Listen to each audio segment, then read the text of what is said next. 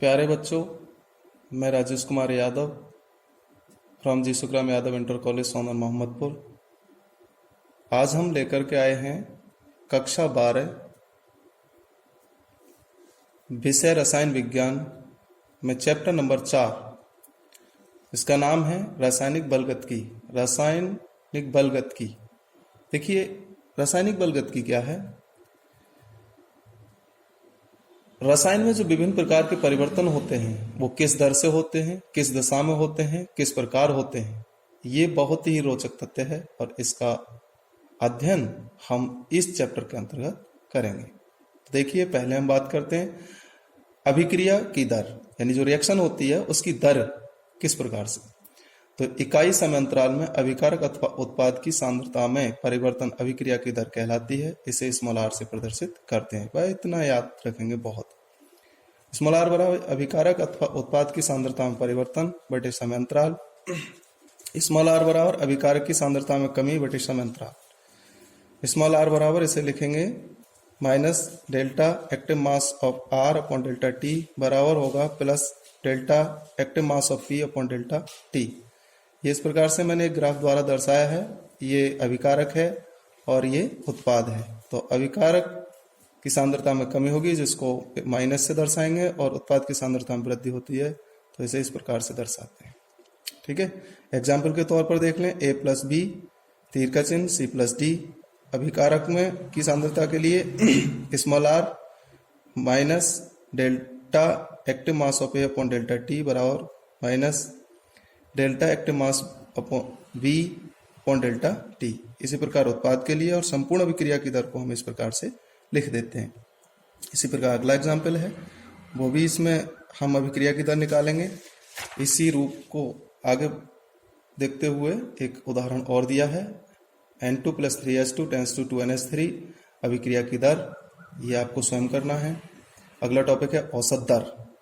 औसत दर, average rate, किसी निश्चित समय अंतराल में किसी अभिकारक या उत्पाद की मोलर सांद्रता में परिवर्तन का औसत दर कहलाता है। किसमें होता है? अभिकारक या उत्पाद की मोलर सांद्रता में जो परिवर्तन होता है उसी को हम एवरेज रेट कहते हैं। इससे RAB से प्रदर्शित करते हैं। RAB बराबर अभिकारक अथवा उत्पाद की सांद्रता में परिवर्तन बटे समय अंतराल। RAB बराबर होगा, इसको अभिकारक या उत्पाद की सांद्रता में परिवर्तन को हम डेल्टा एक्स से शो करते हैं, डेल्टा एक्स से। ठीक है, delta x upon delta T. फिर आता है तात्कालिक दर, किसी दिए गए अल्पतम समय या क्षण पर अभिकारक का वेग तात्क्षणिक वेग या दर कहलाता है। तात्क्षणिक दर का मतलब बहुत ही कम समय में कोई परिवर्तन हमें देखने को मिलता है। ठीक है, जैसे R अभिकारक है, P उत्पाद बनता है, तो इसकी दर लिखेंगे R बराबर, इसे किसी क्षण के लिए जहां समय बहुत कम लगता है वहां डेल्टा न लिख करके हम स्मॉल d लिखते हैं। ठीक है, minus D active mass of R upon delta T, sorry dt बराबर होगा d active mass of P upon dt बराबर होगा dx ओवर dt। इसी प्रकार एक एग्जाम्पल है, a + 3b tends to 5c + 2d। R बराबर ऐसे सेम लिखेंगे, minus D active mass of A upon dt बराबर minus 1/3 D active mass of B upon dt बराबर होगा 1/5 D active mass of C upon dt बराबर 1/2 D active mass of D upon dt। ठीक है, आगे देखेंगे इसी प्रकार से हम आगे और देखेंगे। दिया है हमारे लिए, देखिए अभिकारकों तथा उत्पादों के सांद्रण के आधार पर निम्नलिखित अभिक्रियाओं की दर के लिए व्यंजक। जैसे अभिक्रिया दे रखी है हमें 2NO2, तीर का चिन्ह 2NO + O2। दूसरी अभिक्रिया दे रखी है 2NO2 + F2 बराबर 2NO2F। तो सॉल्व में मैं एक को कर देता हूं, दूसरे को आप स्वयं करेंगे। तो देखिए पहला 2NO2, तीर का चिन्ह 2NO + O2। ठीक है, तो यहां हो जाएगा R बराबर minus 1/2 delta active mass of NO2 upon delta T बराबर 1/2 delta active mass of NO upon delta T बराबर हो जाएगा delta active mass of O2 upon delta T। इस प्रकार से हम अभिक्रिया की दर ज्ञात करेंगे। इसी प्रकार आप सेकंड वाले को स्वयं करेंगे।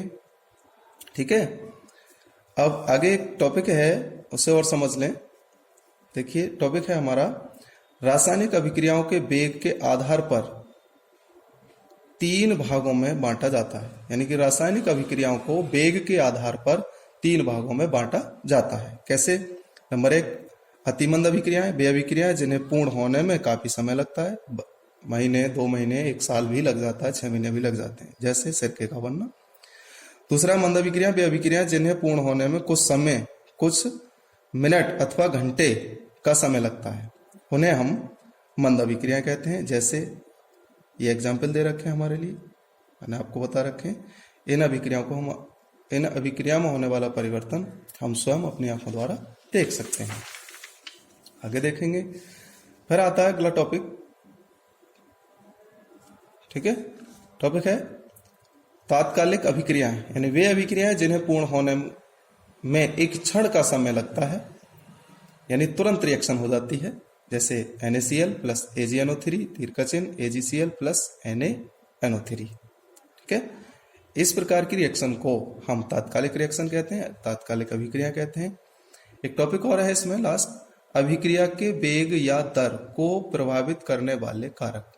यानी कि अभिक्रिया के वेग या दर को कौन कौन से कारक प्रभावित करते हैं, यानी उसे प्रभावित करते हैं, उसे उसके वेग को या गति को बढ़ाते हैं अथवा घटाते हैं। किस प्रकार से हैं, वो कौन कौन से हैं? तो अभिक्रिया के वेग को प्रभावित करने वाले कारक निम्न कारक हैं। कौन कौन से हैं? पहला नंबर सांद्रण का प्रभाव। किसका? सांद्रण का प्रभाव। तो देखिए सांद्रण के प्रभाव में अभिकारकों का सांद्रण बढ़ने से अभिक्रिया का वेग बढ़ता है और अभिकारक का सांद्रण घटने से अभिक्रिया का वेग घटता है। ये इसका प्रभाव। ताप का प्रभाव, ताप बढ़ाने से अभिक्रिया का वेग बढ़ता है। दाब का प्रभाव, अभिक्रिया के वेग पर दाब और सांद्रण बढ़ाने का समान प्रभाव पड़ता है। ठीक है, फिर है भौतिक अवस्था का प्रभाव। विषमांगी अभिक्रियाओं में अभिकारकों की भौतिक अवस्था का भी अत्यधिक प्रभाव पड़ता है। धातुओं के बारीक चूर्ण ठोस धातुओं की तुलना में तीव्र वेग से अभिक्रिया करते हैं। ये इसका प्रभाव पड़ता है, यानी अभिक्रिया की गति को बढ़ा देते हैं। धातु के बारीक चूर्ण। अगला उत्प्रेरक का प्रभाव, ये आप सभी जानते हैं। उत्प्रेरक का प्रभाव क्या होता है? ये अभिक्रिया की दर को या तो बढ़ाएगा या फिर घटाएगा, नहीं। और भार एवं